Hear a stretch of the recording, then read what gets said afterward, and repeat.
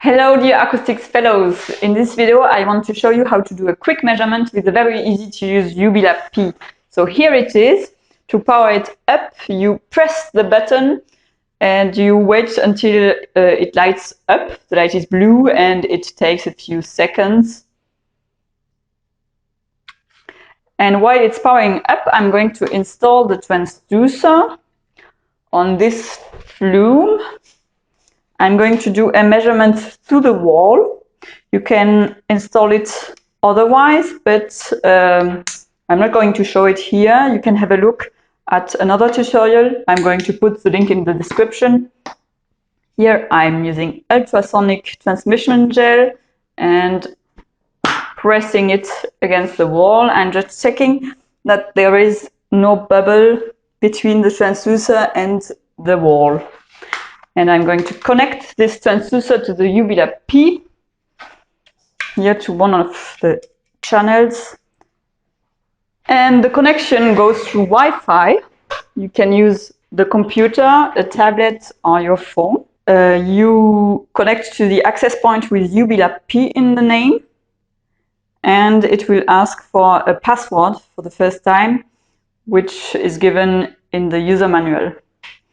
In the user interface, you have a top bar with different tabs, and in the setup tab you have different measurement parameters available.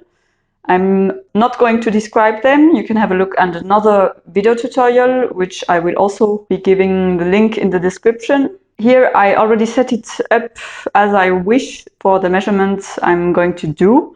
In the profile tab, you can see the real-time measurements of the echo amplitude and of the velocity, and you have also here a quality bar. This quality bar is red right now because we are measuring without water, so it's noise. But I'm now going to start the flume, and you will see that when the water reaches the height of the transducer, this bar will turn green and the velocity profile will shape as expected.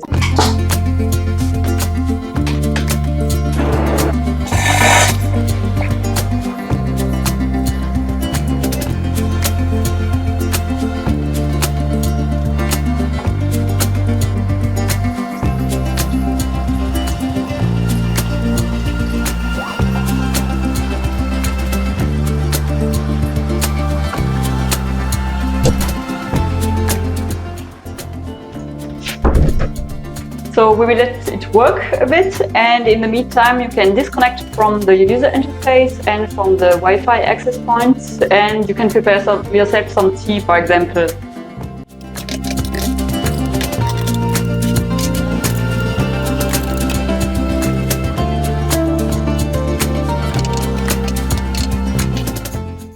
So now we are going to reconnect to the UV lamp P and stop the recording and also stop the flume.